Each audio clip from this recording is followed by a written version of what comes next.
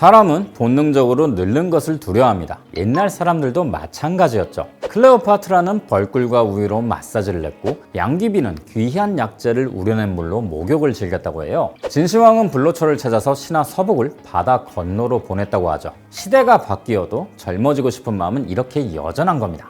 요즘 화장품 성분만 봐도 그래요. 콜라겐, 히알루론산은 기본이고요. 요즘에는 DNA 조각이 들어갔다고 하니까요. DNA 성분? 피부에 관심이 많은 분들이라면 아마 PDRN이라는 이름 한 번쯤은 들어보셨을 거예요. 피부 속부터 회복을 유도하는 고급 성분인데 피부과에서는 일명 연어 주사로 더 잘 알려져 있죠. 제가 갑자기 미용 얘기를 꺼낸 데는 이유가 있습니다. 올해 우리나라 연구진이 PDRN 생산 기술을 산업화하는 데 성공했거든요. 그것도 바닷속 아주 작은 녹색 식물을 통해서요. 이건 단순히 화장품을 하나 더 만든다는 얘기가 아닙니다. 바다에서 고부가 가치 소재를 뽑아낸 해양 바이오 산업의 새로운 전환점이 될 수 있는 일이에요. 그래서 오늘 해시태그에서는 이 미세 조류에서 찾은 피부 재생의 열쇠, 그리고 우리 바다가 만들어낼 다음 가능성에 대해서 차근차근 이야기해 보겠습니다. 안녕하세요, 해랑이 여러분. 저는 경제에 관한 재미있는 이야기를 전달해드리는 작가 김바비입니다.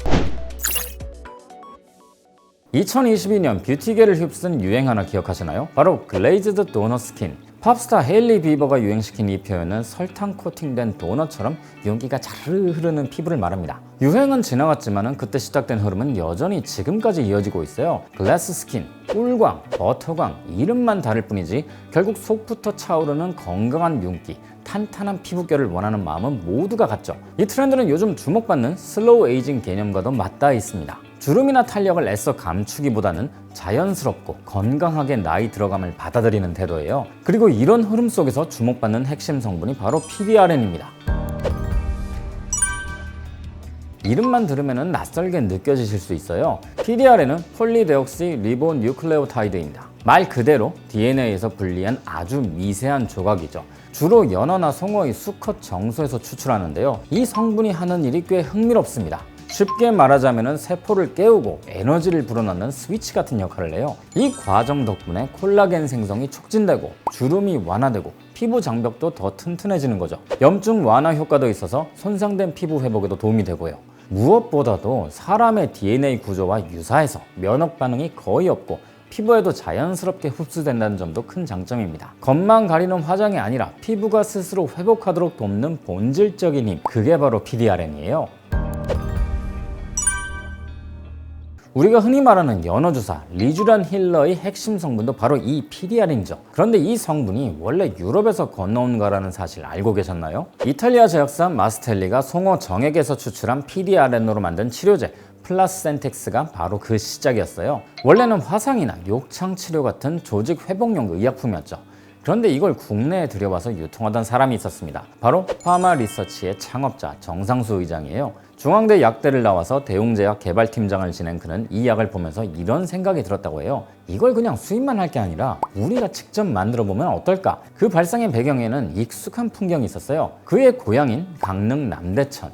가을이 되면 수천 마리 연어가 산란을 위해서 강을 거슬러 올라오는 모습을 보고 자란 그는 송어가 된다면 연어도 되지 않을까? 이런 생각을 했던 거죠. 이 송어와 연어는 유전적으로도 꽤 비슷하니까요. 그래서 직접 마스텔리를 찾아가서 유럽은 당신들이 맡고 아시아는 우리가 해보자 이렇게 제안을 냈고 그 제안이 받아들여지면서 국내 기술 개발이 본격적으로 시작됩니다. 2008년 정부 연구기관과 함께 연어 정수에서 PDRN을 추출하는 공동연구에 들어갔고 이듬해 마침내 국산 연어 기반 PDRN 추출에 성공합니다. 수입에 의존하던 성분을 연어로, 국산으로 바꿔낸 거죠.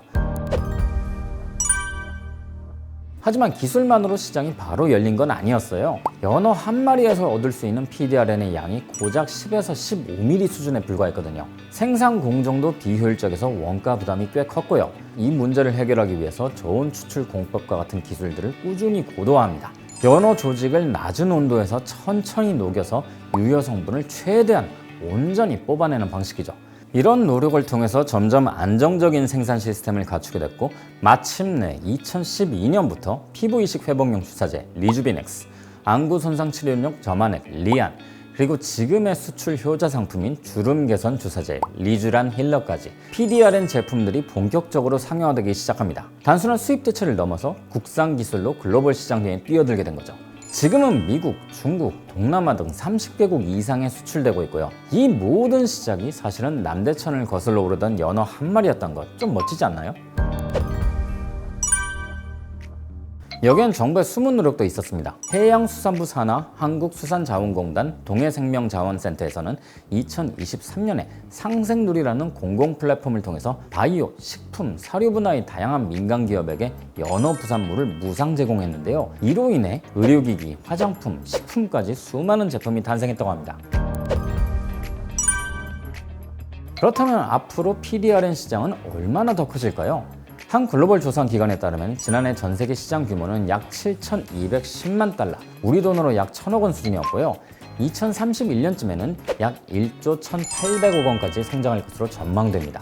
연평균 성장률이 무려 43%에 달한다고 해요. 얼마나 빠르게 주목받고 있는 고기능 바이오 소재인지 숫자만 봐도 실감이 나죠?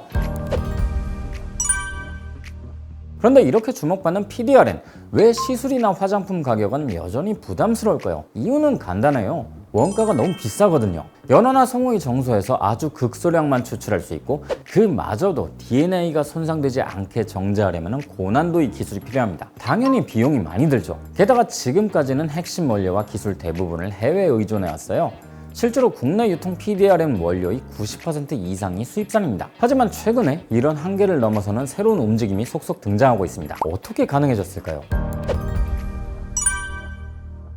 바다에서 건져올린 성분이 해외로 나가는 건 PDRN 한 종류뿐만이 아닙니다. 최근 우리나라 해양 바이오 현장에서 재밌는 수출 성과들이 속속들이 나오고 있어요. 먼저 연어 부산물에서 PDRN과 함께 추출한 프로테오글리칸, 이 이야기부터 해볼까요?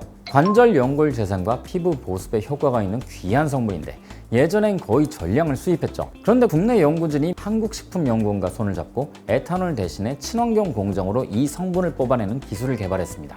덕분에 위험물 취급 시설이 필요 없어졌고 생산비와 환경 부담까지 줄였죠. 지금은 국내 백화점 50여 곳에 납품되고 있고 브라질 기업과는 50만 달러 규모의 수출 계약도 체결했습니다. 여기에 동남아와 유럽 바이어들과의 추가 계약이 논의 중이고 미국 화장품 원료사와는 샘플 테스트 단계까지 들어갔다고 하니 앞으로 어디까지 뻗어갈지 기대되지 않나요? 또 하나 흥미로운 건 해양 바이오뱅크에 등록된 마이크로코커스 루테우스라는 해양 미생물입니다. 이름은 조금 낯설지만은 자외선 차단과 피부암 예방 효능이 뛰어나서 화장품 원료로서도 매력이 큽니다.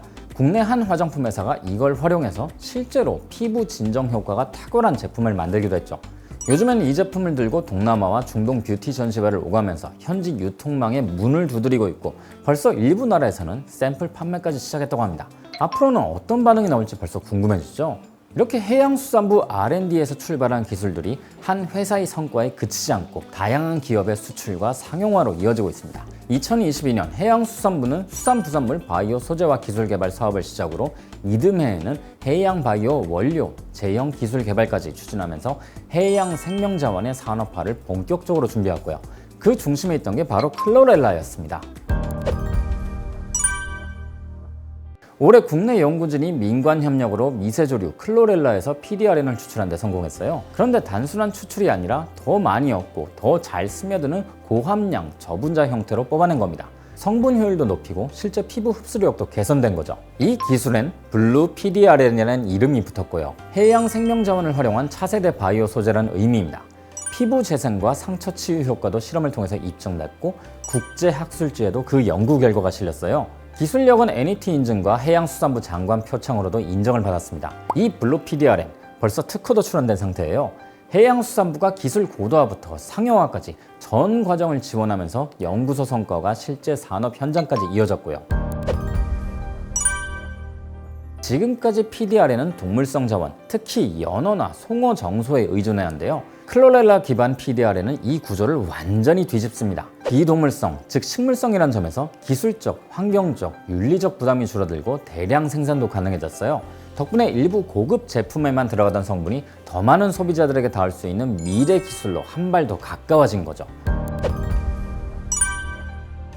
요즘 뷰티 시장의 흐름 중 하나가 바로 비건과 클린이에요. 그런 점에서 100% 식물성 원료인 클로렐라 PDRN은 이 트렌드에 정말 잘 들어맞는 거죠.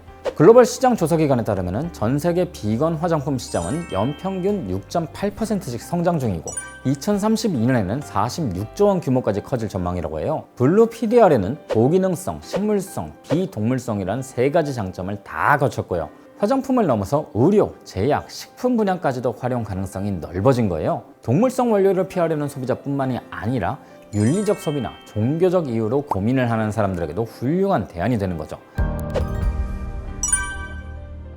여기서 끝이 아닙니다. 연어 유래 PDR에는 드물지만 알레르기 반응이 보고된 반면 식물성 PDR에는 비알레르기성으로 확인돼서 더 다양한 피부 타입에 안심하고 쓸 수 있어요. 활용 범위도 훨씬 더 넓어졌습니다. 예전엔 피부과 시술이나 병원 중심의 고가 제품만 쓰였다면 이제는 앰플, 패치, 에센스는 물론 먹는 보조제 형태로까지 확장되고 있어요. 더 많은 사람들에게 더 다양한 방식으로 닿을 수 있게 된 겁니다. 그런데 수많은 생명체 중에서 왜 하필 클로렐라였을까요? 연어는 아무리 잘 길러도 시간과 비용이 많이 들죠. 반면 클로렐라는 구조가 단순한 단세포 조류라서 실내에서 빠르고 안정적으로 대량 배양이 가능해요. 스스로 광합성으로 에너지를 만들고 단백질과 핵산 같은 생명물질도 만들어내니까요. 거기다 DNA 추출 공정이 단순하고 표준화도 쉬워서 산업화에 딱 맞습니다. 원료 확보도 쉽고 생산 효율도 높고 가격 경쟁력까지 갖췄으니 PDRN을 만들기에 정말 최적의 생물 자원이었던 거예요. 그런데요, 클로렐라에서 시작된 이 새로운 시선은 여기서 멈추지 않았습니다. 바닷속 깊은 곳, 한때는 쓸모없다면서 외면받았던 자원들까지 다시 한번 들여다보게 된 거죠. 미세조류뿐만 아니라 생선의 뼈나 껍질, 해조류 찌꺼기처럼 그동안 그냥 버려지던 수산, 부산물들까지 말이에요. 우리나라는 수산물 소비가 많은 나라라서 매년 100만 톤이 넘는 수산, 부산물이 발생하죠. 예전에는 악취와 해양오염의 원인으로 기피 대상이었지만은 지금은 상황이 달라졌습니다. 대표적인 예가 아이슬란드의 오션 클러스터입니다. 100% PC 프로젝트를 통해서 대구 한 마리를 통째로 자원하는 데 성공했는데 머리와 껍질, 내장은 의료용 붕대, 화장품, 반려동물 사료로 다시 태어났죠. 원가 12달러였던 대구 한 마리의 가치를 무려 5,000달러로 끌어올린 겁니다. 우리나라에서도 이런 변화가 시작됐습니다. 광어 부산물에서는 근력과 인지 기능 개선에 도움을 주는 고농축 펩타이드 복합 소재를 세계 최초로 대량 생산하는 기술이 개발됐고요. 멍게 껍질에서는 동물 유래 셀룰로스의 특성을 살린 의료용 초음파 겔이 탄생했습니다. 통영에선 굴 껍데기로 만든 친환경 보도블럭이 설치됐고, 포스코는 철강 부산물과 굴 껍데기를 결합해서 해양 생태계 복원용 인공어초 트리톤을 만들었죠.